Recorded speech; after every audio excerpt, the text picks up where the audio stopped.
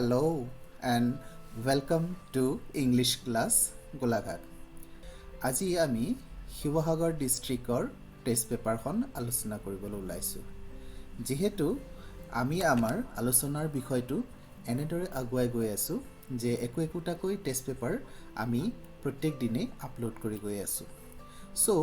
আজি আমি শিৱসাগৰ ডিষ্ট্ৰিক্টটো আলোচনা কৰিম। এতিয়া তোমালোকে যেহেতু জানা যে আমি এটা ডিষ্ট্ৰিক্টৰ সম্পূৰ্ণ কোৱেশ্চন এনসাৰখিনি কৰোঁ, কিন্তু তাক আমি দুটা পাৰ্টত ভাগ কৰি লওঁ। প্ৰথম পাৰ্টত আমাৰ প্ৰোজ আৰু পয়েট্ৰি থাকে আৰু দ্বিতীয় পাৰ্টত আমাৰ গ্ৰামাৰ থাকে। সো আহা আমি আগবাঢ়িছোঁ। প্ৰথমতে আমি প্ৰোজ আৰু পয়েট্ৰি কোৱেশ্চন এনসাৰখিনি চাম আৰু সেকেন্ড পাৰ্টত আমি গ্ৰামাৰ আৰু ট্ৰান্সলেশ্যন চাম। আজিৰ যিটো বিষয় শিৱসাগৰ ডিষ্ট্ৰিক্টৰ 2017 আৰু 2018 বৰ্ষৰ টেষ্ট পেপাৰটো আমি আলোচনা কৰিবলৈ ওলাইছোঁ। সো আগবাঢ়ো। প্ৰথম প্ৰশ্নটো টেক্সটৰ পৰা আহিছে, যিটো নেকি তোমালোকক শব্দৰ অৰ্থটো বাছি উলিয়াবলৈ দিয়ে। কুৱেশ্যনটো এনেদৰে কৰে, choose the meaning of the underlined words from the alternatives given in brackets. ইয়াত প্ৰথম প্ৰশ্নটো দিছে, we have at last achieved our political emancipation. এতিয়া এমানচিপেশ্যন যিটো ৱৰ্ড আছে সেই ৱৰ্ডটোক আণ্ডাৰলাইন কৰিছে। সো আমি বুজি পাব লাগিব যে এমানচিপেশ্যন শব্দৰ ইয়াত যিখিনি অৰ্থ অল্টাৰনেট দিয়া হৈছে, এটা দিয়া হৈছে ব্ৰেকেটৰ ভিতৰত বণ্ডেজ, আৰু এটা দিয়া হৈছে ডিছক্ৰিমিনেশ্যন, আৰু থাৰ্ডটো দিয়া হৈছে ফ্ৰীডম ফ্ৰম ৰেষ্ট্ৰিকশ্যন। এতিয়া এই তিনিটা অপশ্যনৰ পৰা আমি শুদ্ধ অপশ্যনটো বাছি ওলাব লাগে, যিটো এমানচিপেশ্যন শব্দটোৰ অৰ্থ হিচাপে বুজায়। আমাৰ টেক্সটত ধুনীয়াকৈ দিয়া আছে, এইটো Nelson Mandela a long walk to ফ্ৰীডমৰ পৰা দিয়া হৈছে, আৰু ইয়াৰ অৰ্থটো হৈছে ফ্ৰীডম ফ্ৰম ৰেষ্ট্ৰিকশ্যন। আমি আমাৰ স্ক্ৰীনত দি ৰাখিছোঁ এনচাৰটো, তোমালোকে কপি কৰি ল'বা। তোমালোকে গোটেই প্ৰশ্ন উত্তৰখিনি কপি কৰি ল'বা। নেক্সট যিটো 2 নম্বৰৰ সুধিছে, 1 নম্বৰৰ 2 নম্বৰটো যিটো সুধিছে সেইটো হৈছে who lived in that solitary house. ইয়াত চলিটাৰী শব্দটো আণ্ডাৰলাইন কৰিছে, আৰু ইয়াৰ অৰ্থ হিচাপে আমাক তিনিটা অল্টাৰনেট দিছে। সেই তিনিটা হৈছে স্মল, চিমিলিয়াৰ এণ্ড এলন। এই তিনিটাৰ ভিতৰত চলিটাৰী শব্দটোৰ অৰ্থটো যিটো হ'ব, তাৰমানে তোমালোকে নিশ্চয় বুজি পাইছা যে তাৰ অৰ্থটো হৈছে এলন। সো এলনটো ইয়াৰ আনচাৰ হ'ব। আগবাঢ়িছোঁ। 1 নম্বৰৰ বি নম্বৰৰ কুৱেশ্যন যিটো সুধিছে, তাত আমাক কি সুধিছে চাওঁ আহা। State whether the following statements are true or false. তাৰমানে তলৰ যিখিনি ষ্টেটমেণ্ট দিছে সেই ষ্টেটমেণ্টখিনি ট্ৰু নে ফলছ। তোমালোকে কুৱেশ্যন পেপাৰত কুৱেশ্যনটোৰ তলত ষ্টেটমেণ্টবোৰ পাবা, কিন্তু মই একেটা স্ক্ৰীনেই লেফ্ট এণ্ড ৰাইটত দিছোঁ, কিন্তু কুৱেশ্যনটো যিদৰে টেক্সটত আছিলে বা কুৱেশ্যন পেপাৰত যিদৰে আছে সেইদৰে মই কোট কৰিছোঁ। সো আমাৰ প্ৰথম প্ৰশ্নটো হৈছে Lencho's soul was filled with happiness after the rain. দ্বিতীয়টো হৈছে the people of Coorg are possibly by Greek descent. So আমি দেখা পাইছোঁ যে দুয়োটা বেলেগ বেলেগ লেশ্যনৰ পৰা তুলি অনা হৈছে। আচ্ছা, প্ৰথম লেশ্যনটো হৈছে এ লেটাৰ টু গড, তাৰ পৰা দিয়া হৈছে। আমি অৰ্থটো ভালকৈ প্ৰথমতে বুজি লওঁ যে কি কৈছে ষ্টেটমেণ্টটোত। যে কৈছে Lencho's soul was filled with happiness after the rain. বৰষুণৰ পিছত লেঞ্চ'ৰ মনটো আনন্দিত হৈ উঠিছিলে। এইটো সঁচা নে মিছা? তোমালোকে অলপ ডিপলি চিন্তা কৰিব লাগিব, অলপ গভীৰভাৱে আমি ভাবি চাব লাগিব। কাৰণ আমাৰ অকণমান কথাত চিন্তাত খেলিমেলি হ'লেই বা আমাৰ বুজি পোৱাত যদি অকণমান খেলিমেলি হ'লেই আমাৰ কিন্তু 1 নম্বৰ যাবগৈ। সো প্ৰথম কথা হৈছে বৰষুণ দিয়াৰ পিছত মই ভবা মতে নহয়নে যে লেঞ্চ' সুখী হৈছিল, হয়, কিন্তু হেইল ষ্ট্ৰম অহাৰ পিছত যদি দিয়ে আফটাৰ দ্য হেইল ষ্ট্ৰম তেতিয়া ফলছ হ'ব। কিন্তু আফটাৰ দ্য ৰেইন যদি দিছে, এতিয়া যিটো দিছে আফটাৰ দ্য ৰেইন, যদি ৰেইনৰ পিছৰ কথা সোধে তেতিয়া নিশ্চয় লেঞ্চই সুখী হৈছিল। লেঞ্চই আশা কৰিছিলে যে ৰেইন আহক, কাৰণ ৰেইন আহিলে হাৰ্ভেষ্ট ভাল হ'ব, তাৰমানে শস্যৰ যিটো উৎপাদন সেই প্ৰডাকশ্যনটো ভাল হ'ব বুলি লেঞ্চই বৰষুণৰ কাৰণে অপেক্ষা কৰি আছিলে সো ইট ইজ ট্ৰু হা এক নম্বৰ উত্তৰটো আমাৰ ট্ৰু হ'ব নহয়নে আমাৰ আকৌ যদি চাবা লক্ষ্য কৰিবা ইয়াত যদি ৰেইনৰ ঠাইত যদি হেইল ষ্টৰ্ম দিয়ে তেতিয়াহ'লে আমাৰ উত্তৰটো কিন্তু ফলছ হ'ব দ্বিতীয় প্ৰশ্নটোত যেটো সুধিছে হেতু কুৰ্গ লেচনৰ পৰা আহিছে the people of Coorg are possibly by Greek descent তাৰ মানে ক'ব বিচাৰিছে যে কুৰ্গৰ যিখিনি বাসিন্দা সেই মানুহসকল বাসিন্দাসকল অৰিজিনেলি গ্ৰীকৰ পৰা অহা কুৰ্গৰ বাসিন্দাসকল তেওঁলোক গ্ৰীকৰো হ'ব পাৰে বা আৰবো হ'ব পাৰে সো দুইটাৰে যুক্তি দিয়া হৈছে মই কুৰ্গৰ ওপৰত এটা লেসন বনাই থৈছো এটা ভিডিঅ' বনাই থৈছো তোমালোকক আই বাটনত দিম তোমালোকে চাই ল'বা ঠিক আছে যদি সেই কুৰ্গৰ পাঠটো যদি তোমালোকে ভিডিঅ'টো যদি তোমালোকে ভালকে চোৱা তেতিয়া কুৰ্গৰ পৰা যিকোনো ধৰণৰ প্ৰশ্ন আহিলে তোমালোকে কৰিব পাৰিবা নেক্সট প্ৰশ্ন যেটো সি নম্বৰ এক নম্বৰৰ সি হেতুত সুধিছে যে choose the correct phrase or expression to complete the following sentence তাৰ মানে তলত দিয়া যেটো সেন্টেন্স আছে সেই সেন্টেন্সটো সম্পূৰ্ণ নহয় সেই অসম্পূৰ্ণ সেন্টেন্সটো সম্পূৰ্ণ কৰিবৰ কাৰণে আমাক যিকিটা অপচন দিয়া হৈছে সেই অপচনবোৰৰ পৰা যেটো শুদ্ধ অপচন হেতু বাছি আমি বাক্যটো সম্পূৰ্ণ কৰিব লাগে বাক্যটো হৈছে এটো এক নম্বৰত দিয়া যেটো দিয়া হৈছে Mister de Klerk was first thrown as a মানে ডে ক্লাৰ্কক প্ৰথম শপত গ্ৰহণ কৰোৱা হৈছিল কি হিচাপে এক নম্বৰৰ অপচন দিছে প্ৰাইম মিনিষ্টাৰ দুই নম্বৰ অপচন দিছে ডেপুটি ফাৰ্স্ট ডেপুটি প্ৰেসিডেন্ট তিন নম্বৰত অপচন দিছে সেকেন্ড ডেপুটি প্ৰেসিডেন্ট সো আমাৰ উত্তৰটো হ'ব সেকেন্ড ডেপুটি প্ৰেসিডেন্ট সো আমাৰ তৃতীয় বাক্যটো সম্পূৰ্ণ হয় তাৰ মানে কেনেকুৱা ধৰণৰ হয় Mister de Klerk was first thrown as এ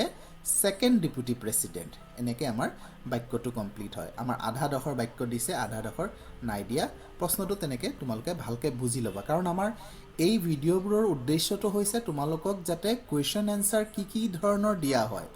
ক্ৰিটিক্যাল পৰ্যায়ৰ কিছুমান কোৱেশ্চন দিয়া হয় সো যাতে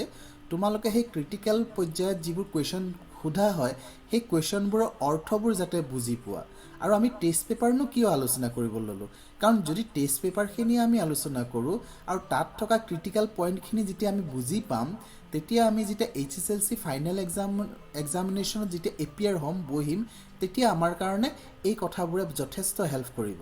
সো তোমালোকে এই ভিডিঅ'সমূহ যথেষ্ট গুৰুত্ব সহকাৰে লবা বুলি ভাবিলো ইয়াৰ পিছত যেটো অপচন দিছে হেতু এনেকুৱা ধৰণৰ Coorg is home to evergreen rain forest spices and এনেকে আমাৰ বাক্যটো অসম্পূৰ্ণ ৰাখিলে তাৰ মানে সি নম্বৰ দুটা দিছে দুটাৰ ভিতৰত প্ৰথমটো আলোচনা কৰিলো আৰু দ্বিতীয়টো হৈছে এইটো যে Coorg is home to evergreen rain forest spices and এটা এণ্ড ডিপ নাই আমি এ বি সি এই তিনটা অপচন যেটো দিয়া হৈছে সেই তিনটা অপচনৰ পৰা যিকোনো এটা অপচন যেটো শুদ্ধ অপচন কাৰেক্ট কৰি আমি বাক্যটো সম্পূৰ্ণ কৰিব লাগে সো আমাৰ অপচন তিনটা হৈছে প্ৰথমটো tea plantations B rubber plantations আৰু সি কফি প্ল্যানেটেশনস সো আমি যেহেতু জানোৱে যে Coorg is home to evergreen rain forest এক নম্বৰ দুই নম্বৰত স্পাইচেছ তিন নম্বৰত কফি প্ল্যানেটেশনস আহিব সো আমাৰ উত্তৰটো হ'ব কফি প্ল্যানেটেশনস আৰু সো আমাৰ কমপ্লিট বাক্যটো হ'ব এনেকে যে Coorg is home to evergreen rain forest spices and coffee plantations ঠিক আছে আগবাঢ়িছো ডি নম্বৰত যেটো সুধা হৈছে হেতু এটা বেলেগ ধৰণৰ কোৱেশ্চন তোমালোকে লক্ষ্য কৰিবা যে চুজ দা কাৰেক্ট ফ্ৰেজ বা clause from the box to complete the given sentence এতিয়া গিভেন সেন্টেন্স দুটা দিছে আমাক সেন্টেন্স দুটা দিছে আৰু সেই সেন্টেন্সটো ফিল আপ কৰিবলৈ কাৰণে আকৌ তিনটা সেন্টেন্স দিছে তলত এটা এই তিনটা সেন্টেন্স দিছে তলত আৰু তিনিটা বেলেগ সেন্টেন্স প্ৰথমটো আমি কালাৰ হিচাপে আমি চেঞ্জ কৰি ৰাখিছো হোৱাইট পিংক আৰু ব্লু হিচাপে দি ৰাখিছো এই তিনটা কালাৰত তাৰমানে তিনটা সেন্টেন্স আছে আচ্ছা এই তিনিটা সেন্টেন্স ইফালে দিয়া দুটা সেন্টেন্সৰ এটা পাৰ্ট হয় তাৰমানে আগৰটোৰ দৰে আমাৰ বাক্যটো কমপ্লিট কৰা নাই কমপ্লিট কৰিবলৈ হলে আমি এই তিনটা অপচনৰ পৰা যিকোনো এটা অপচন দি পিনে আমি বাক্যটো কমপ্লিট কৰিবলৈ সো কোনটো অপচন খাটিব বৰ সহজ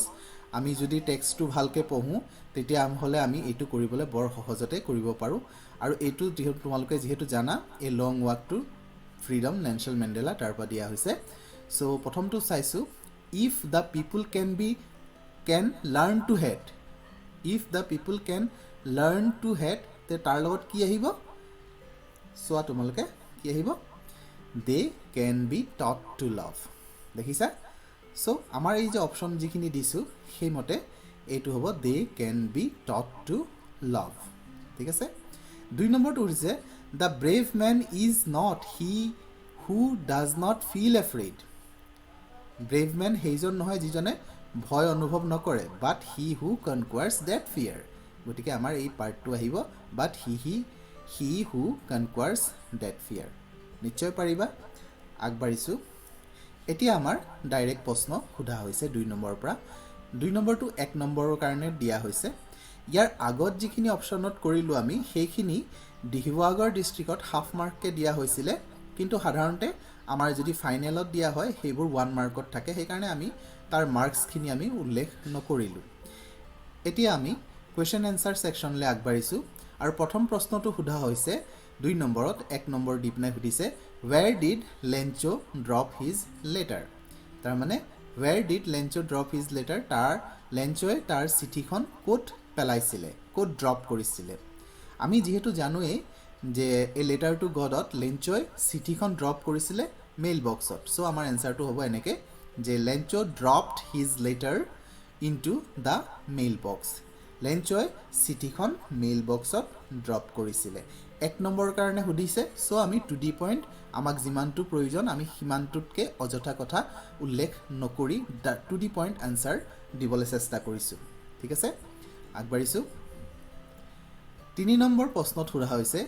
name the first chief of the Indian army who belongs to a Coorgi মানে কুৰ্গী যিজন তেনেকুৱা প্ৰথম চিফ ইণ্ডিয়ান আৰ্মিৰ চিফজন কোন সো আমাৰ নাম সুধিছে আমি সিম্পলি নামটো লিখিম আৰু লক্ষ্য কৰিবা তোমালোকে নামটো লিখিবা নামটো লিখিলেই যথেষ্ট হ'ব ফুল মাৰ্কসে পাবা কিন্তু এটাও শব্দ যাতে ভুল নহয় একদম শুদ্ধকে দিয়া সিঙ্গল মাৰ্কৰ কাৰণে আমি তেনেকৈ আনসাৰ কৰিম সো আমাৰ আনসাৰটো হৈছে জেনাৰেল কাৰিয়াপ্পা আগবাঢ়িছো number 4 What are the twin obligations mentioned by Nelson Mandela? Nelson Mandelaৰ দ্বাৰা উল্লেখ কৰা twin obligations অৰ্থাৎ যুগ্ম বাধ্যবাধকতা বা দুটিয়া বাধ্যবাধকতা কি আছিল যে নেলসন মেণ্ডেলাই আমি লেসনটো যেতিয়া পঢ়ো তেতিয়া গম পাওঁ নেলসন মেণ্ডেলাই টুইন অব্লিগেশনৰ বিষয়ে কৈছে সো হেতু কি আনসাৰটো আমি এনেকৈ দিছো ইয়াত 2 নম্বৰ কাৰণে সোধা হৈছে Nelson Mandela mentioned that every man has twin obligations. Nelson Mandela উল্লেখ কৰিছিল যে প্ৰত্যেক মানুহৰে twin obligations অৰ্থাৎ দুটা বাধ্যবাধকতা আছে আৰু one of which is personal তাৰে এটা হৈছে ব্যক্তিগত obligation তাৰ মানে ব্যক্তিগত কৰ্তব্য বুলি ক'লে to his family বুজায় নহয় নে ইয়াৰ লগতে আৰু কিতাপত কথা আছে কিন্তু আমি অলপ শৰ্টকে লিখিলেও চলিব to his family বুলি ক'লে আমাৰ ব্যক্তিগত অব্লিগেশনটো বুজাই দিয়ে আৰু and the other is social আৰু অন্যটো হৈছে সামাজিক দায়বদ্ধতা সো সামাজিক দায়বদ্ধতাৰ ভিতৰত কি পৰে আমি ইয়াতে উল্লেখ কৰি দিছো তোমালোকে যদি নকৰা তথাপি ফুল মাৰ্কস দিব the other is social to his people community and to his country যে দ্বিতীয় বাধ্যবাধকতা কৰ্তব্যটো হৈছে সামাজিক আৰু হেতু হৈছে তেখেতৰ মানুহসকলৰ প্ৰতি তেখেতৰ সম্প্ৰদায়ৰ প্ৰতি আৰু তেখেতৰ দেশখনৰ প্ৰতি সো এই দুইটাই অব্লিগেশন নেলসন মেণ্ডেলাই উল্লেখ কৰিছে যথেষ্ট ইম্পৰ্টেন্ট কোৱেশ্চন আগবাঢ়িছো question number 5 how did rain change তাৰ পিছতে আকৌ একেলগে প্ৰশ্ন এটা সুধিছে what happen to Lencho's field 2 নম্বৰ দিছে তাৰ মানে আমি বুজিব পাৰিছো যে এককে দুটা প্ৰশ্নৰ কাৰণে 2 নম্বৰ আছে আমাৰ উত্তৰটো হৈছে প্ৰথম প্ৰশ্নৰ উত্তৰটো হৈছে the rain suddenly change to a very large hailstorm যে বৰষুণ জাক হঠাতে বৰ ডাঙৰ শিলাবৃষ্টিলৈ পৰিৱৰ্তন হৈ গৈছিল দ্বিতীয় পাৰ্টটো হৈছে লেঞ্চোজ crop destroyed completely. তাৰমানে দ্বিতীয় পাৰ্টত সুধিছে what happen two Lencho's field, লেঞ্চোৰ ফিল্ডটো অৰ্থাৎ পথাৰখন কি হৈছিল। চ' আমাৰ উত্তৰটো হ'ব লেঞ্চোজ ক্ৰপ যিটো শস্য আছিলে ডেষ্ট্ৰইড হৈ গৈছিল, তাৰমানে ধ্বংস হৈছিলে কমপ্লিটলি, সম্পূৰ্ণৰূপে ধ্বংস হৈ গৈছিলে। ছিংগল মাৰ্কৰ কাৰণে সুধিছে, আমি সেইকাৰণে 2D পইণ্ট আনচাৰ দিছোঁ। আগবাঢ়িছোঁ। What are the spots that Coorg offers to tourist, মানে কুৰ্গে মানে কুৰ্গ বোলা যিটো ঠাই, সেই ঠাইডোখৰে তাত যোৱা টুৰিষ্টসকলক কি কি খেল যাচে, তাৰমানে তেওঁলোকে টুৰিষ্টসকলে তাত গৈ কি কি খেল খেলিব পাৰে। আমাৰ প্ৰশ্নটোৰ উত্তৰটো আমি এনেকৈ দিছোঁ, the adventurous sports Coorg offers to tourist are river rafting, canoeing, rappelling, mountain biking, rock climbing and trekking. যে যিখিনি খেল কুৰ্গে যাচে বা অফাৰ কৰে টুৰিষ্টসকলক, পৰ্যটকসকলক, সেই খেলবোৰ হৈছে এডভেঞ্চাৰাছ স্পৰ্ট। খেলবোৰ যিখিনি কুৰ্গত তুমি যদি গৈ কিছুমান খেল খেলিবলৈ বিচৰা, তাত যিখিনি খেলা হয় সেইখিনি খেল খেলিব বিচৰা, তেতিয়াহ'লে খেলবোৰ সাধাৰণতে কি হয় এডভেঞ্চাৰাছ স্পৰ্ট, অৰ্থাৎ দুঃসাহসিক স্পৰ্টছ। খেলবোৰ অলপ মানে ফিজিকেলি তোমাক কষ্ট কৰিবলগীয়া বা সাহস থাকিব লাগে, তেতিয়াহে খেলিব পাৰিবা। চ' সেই খেলবোৰ কি কি আমাক সেইটোৱে সোধা হৈছে। চ' সেইটো হৈছে river rafting, canoeing, rappelling, mountain biking, rock climbing and trekking হৈছে। আগবাঢ়িছোঁ। ইয়াত আমাৰ লেডি শব্দটো LADY হ'ব লাগে, টি হৈ আছে ভুলক্ৰমে, তোমালোকে সংশোধন কৰি ল'বা। 7 নম্বৰ সুধিছে যে why did not Valli want to make friends, ভালিয়ে কিয় বন্ধুত্ব কৰিব বিচৰা নাছিলে with the elderly lady in the bus, বাছত থকা বয়োজ্যেষ্ঠ মহিলাগৰাকীৰ লগত ভালিয়ে বন্ধুত্ব কৰিব বিচৰা নাছিলে কিয়। আমাৰ এনচাৰটো হৈছে Valli did not want to make friends with elderly lady in the bus, ভালিয়ে বাছত থকা বয়োজ্যেষ্ঠ মহিলাজনৰ লগত বন্ধুত্ব কৰিব বিচৰা নাছিল because she was chewing betel nut. কাৰণ কি হৈছে মহিলাগৰাকীয়ে ৱাজ চিউইং বিটল নাট, তামোল চুবাই আছিলে, and the betel juice was about to spill over her lips, আৰু তামোল চুবাই এনেকুৱা ধৰণৰ এটা অৱস্থাত আছিলে যে তামোলৰ পিকখিনি যিকোনো মুহূৰ্ততে মুখৰ পৰা ওলাই পৰি যাব নেকি, এনেকুৱা এটা ভয়াৱহ অৱস্থাত আছিলে। চ' এই দৃশ্যটো চাই ভালিয়ে বেয়া পাইছিলে, ডিছলাইক এটা ক্ৰিয়েট হৈছিলে, যে মহিলাগৰাকীৰ প্ৰতি এটা বিৰক্তিভাৱ এটা জন্ম হৈছিলে, যাৰ কাৰণে মহিলাগৰাকীৰ লগত বন্ধুত্ব কৰিব বিচৰা নাছিল। অৱশ্যে আৰু এটা কাৰণ হৈছে, সেইটো হৈছে মোৰ over the lady had a large holes in her earlobes with ugly earrings, তাৰমানে যিখিনি ইয়াৰৰিংছ পিন্ধি আছিলে মহিলাগৰাকীয়ে, সেই ইয়াৰৰিংছখিনি বৰ আগলি আছিলে, কাণত পিন্ধা ফুলিখিনি বৰ কুৎচিত আছিলে, দেখিবলৈ বেয়া আছিলে, আৰু কাণৰ যিখিনি বিন্ধা থাকে সেইখিনি বৰ ডাঙৰ ডাঙৰ আছিলে, যিটো নেকি সামগ্ৰিকভাৱে এনেকুৱা এটা দৃশ্য হৈ আছিলে যিটো ভালিয়ে একেবাৰে দেখিবই বিচৰা নাছিলে। মানে চালেই তাৰ বিৰক্ত এটা ভাৱ আহিছিলে আৰু এটা ডিছলাইক ক্ৰিয়েট হৈছিলে, অসন্তুষ্টি এটা ক্ৰিয়েট হৈছিলে। সেইকাৰণে ভালিয়ে বন্ধুত্বপূৰ্ণ ব্যৱহাৰ বা বন্ধুত্বপূৰ্ণ বা বন্ধু হিচাপে গ্ৰহণ কৰিব পৰা নাছিলে মহিলাগৰাকীক। ইয়াত আমাক 2 নম্বৰৰ কাৰণে সুধিছে, কাৰণে আমি 2টা পইণ্ট ইয়াত ভৰাই দিছোঁ। আমাক যদি ছিংগল মাৰ্কৰ সোধে তেতিয়া আমি প্ৰথম পাৰ্টটো দিলেই যথেষ্ট হ'ব। আগবাঢ়িছোঁ। নেক্সট কুৱেশ্যন সুধিছে হুৱেৰ ইজ কুৰ্গ, আৰু লগতে আৰু এটা প্ৰশ্ন সুধিছে how can one reach Coorg. প্ৰথম কথা সুধিছে হুৱেৰ ইজ কুৰ্গ, কুৰ্গ ক'ত অৱস্থিত। আমাৰ এই প্ৰশ্নটোৰ উত্তৰ যথেষ্ট সহজ, কুৰ্গ ইজ ইন কৰ্ণাটকা। চ'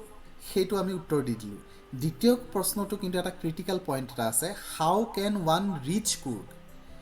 এজনে কুৰ্গত কেনেকৈ যাব। এতিয়া কথা হৈছে কুৰ্গত এজন কেনেকৈ যাব,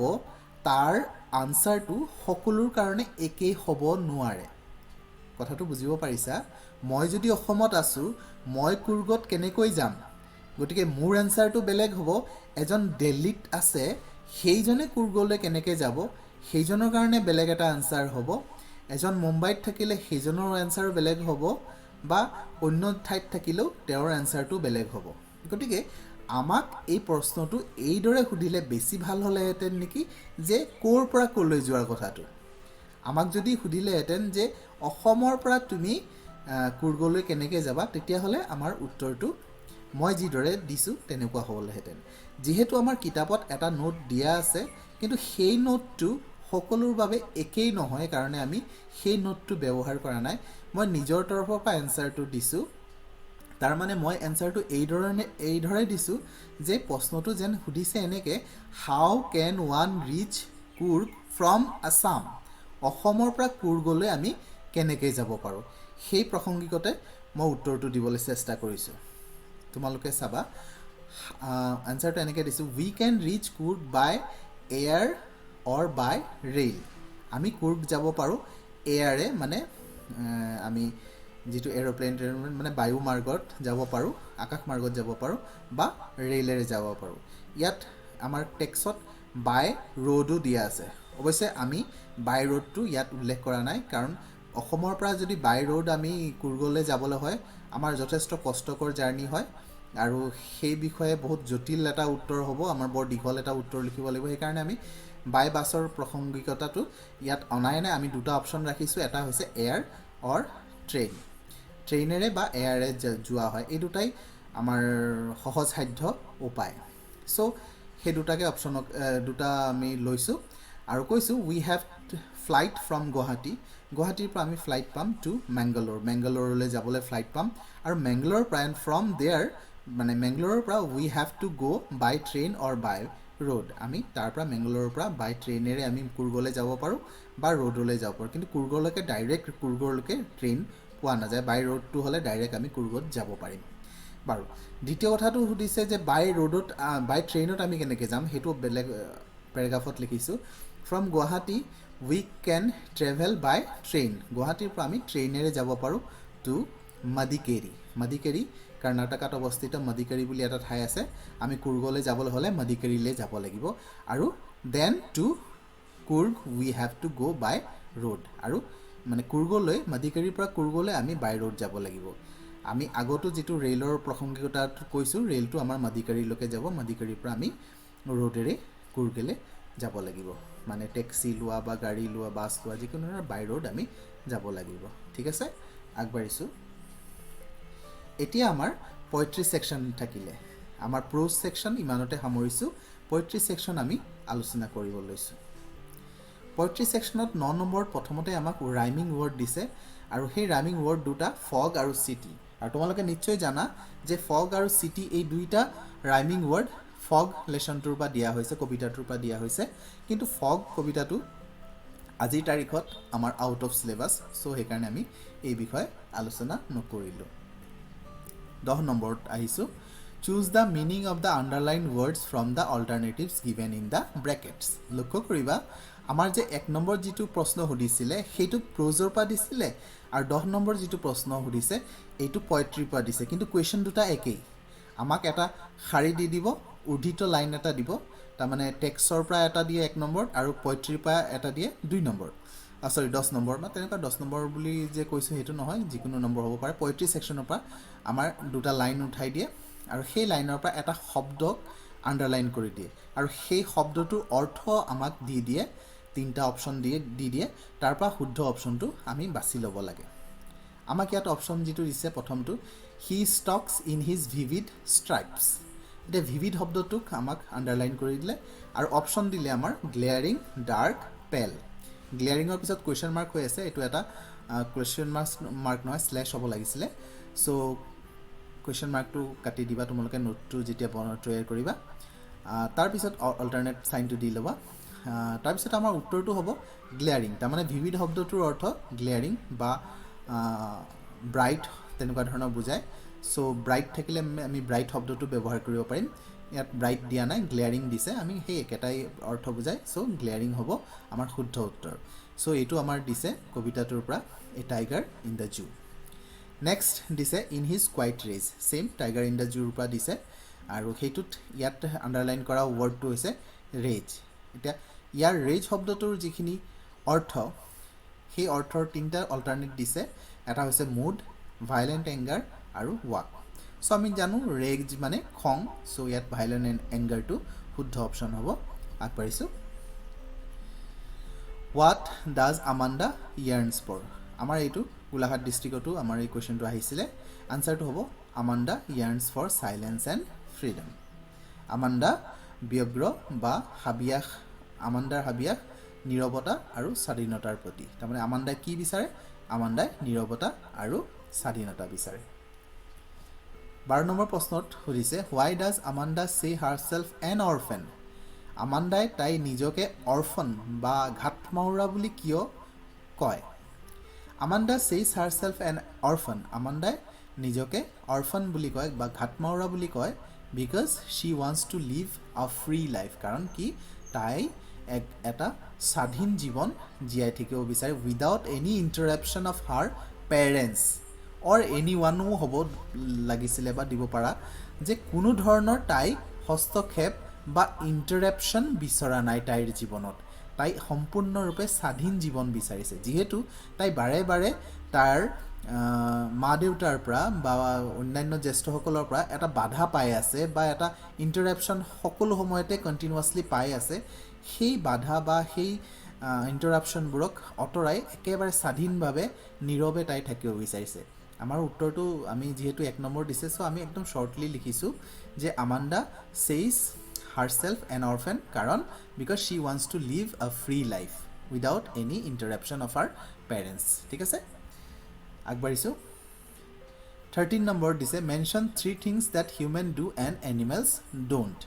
আমাক 3টা বস্তু ইয়াত উল্লেখ কৰিব কৈছে 3টা কথা উল্লেখ কৰিবলৈ কৈছে এনিমেলছ কবিতাটোৰ পৰা যে এনিমেলছে নকৰে মানুহে কৰে বাট এনিমেলছে নকৰে এনেকুৱা ধৰণৰ কি কথা আছে সো আমি ডাইৰেক্টলি আনসাৰটো দিছোঁ 2 নম্বৰ কাৰণে দিয়া হৈছে যে humans worry about their conditions মানে মানুহে তেওঁলোকৰ নিজৰ কণ্ডিশ্যনক লৈ পেলাই চিন্তা কৰি থাকে বাট এনিমেলছ ডোণ্ট কিন্তু এনিমেলছে চিন্তা কৰি নাথাকে 2 নম্বৰ পইণ্টটো দিছোঁ যে হিউমেন কমিটছ ৰং ডুইংছ এণ্ড ছাফাৰ ফৰ দোজ তাৰমানে মানুহে কি কৰে ভুল কামবোৰ কৰে বেয়া কামবোৰ কৰে চিন পাপ কিছুমান কৰে কিন্তু সেইখিনি কি কৰে সেইখিনিক লৈ আকৌ তেওঁলোকে ভুক্তভোগীও হয় তাৰমানে মানুহে বহুত এনেকুৱা কাম কৰে যিখিনি কৰিব নালাগে কৰিব নলগীয়া কামবোৰ কৰিব আকৌ সেইখিনিক লৈ মনে মনে এটা কষ্টও অনুভৱ কৰে বা সাফাৰেন্স এটা তেওঁলোকৰ থাকে মানুহৰ বাট নট দ্য এনিমেলছ কিন্তু এনিমেলছৰ এনেকুৱা ধৰণৰ কোনো সাফাৰেন্স বা ৰং ডুইংছ তেওঁলোকৰ নাথাকে যদিও ৰং ডুইংছ থাকে তেওঁলোকে সেই তাক লৈ পিনে সাফাৰেন্স নকৰে 3 নম্বৰ পইণ্টটো হৈছে humans always desire for materialistic possession তাৰমানে ভৌতিক বস্তুবোৰ তাৰমানে আমাক ইটো লাগে সিটো লাগে ধেৰ আমাৰ ভৌতিক ইচ্ছা যিটো ইচ্ছাটোক লৈ পিনে সদায় যিমান বেছি পাই থাকোঁ আমি সিমানে লাগি থাকে আমাক এনেকুৱা ধৰণৰ এটা মেটেৰিয়েলিষ্টিক পজিশ্যন আমাৰ আছে মানুহৰ ধৰা আজি এখন গাড়ী যদি তেওঁলোকে বহুত কষ্ট কৰি আয়ত্ত কৰিলে আকৌ কেইদিনমান পিছত আকৌ গাড়ী এটা লাগে তাতকৈ আৰু ভাল গাড়ী লাগে বা এই কিবা এটা বস্তু পালে এইটো বস্তু এটা ভাল নলগা হ'ল আৰু ভাল লাগে সো এনেকুৱা ধৰণৰ মানুহৰ এটা ৰেচ এটা চলি থাকে ডিজায়াৰ এটা থাকে কিন্তু animals R satisfied age they R যেনেকেই তেওঁলোকে থাকক তেওঁলোকে কিন্তু ছেটিছফাইড হৈ থাকে এনিমেলছসকলে এনিমেলছৰ সেই মেটেৰিয়েলিষ্টিক পজিশ্যনটো বা মেনিয়াটো ফৰ ৱিং থিংছ সেই বস্তুটো এনিমেলছৰ নাই আগবাঢ়িছোঁ 14 নম্বৰত ধৰিছে how did Custard the dragon save Belinda from the pirate এনচাৰটো তোমালোকে চাবা Custard jump in front of the pirate and snorted like an engine he stared his tail like metal chain in a dungeon and went after the pirate like a robin. Then Custard conflicts with the pirate and slaughtered him. In this way, Custard saved Belinda from the pirate. এই প্ৰশ্নটোৰ উত্তৰটো আমি আগত গোলাঘাট ডিষ্ট্ৰিক্টতো আহিছিলে তোমালোকে তাত আকবাৰ চাই ল'ব পাৰিবা সো থ্যাংক ইউ ফৰ ৱাচিং আমি এনেকৈ ভিডিঅ'বোৰ বনাই থাকিম আশা কৰিছোঁ তোমালোকে নিশ্চয় ভিডিঅ'খিনি লাইক কৰিবা তেতিয়া আমি আৰু নতুন নতুন ডিষ্ট্ৰিক্টখিনি আলোচনা কৰিবলৈ অনুপ্ৰেৰিত হৈ থাকিম থ্যাংক ইউ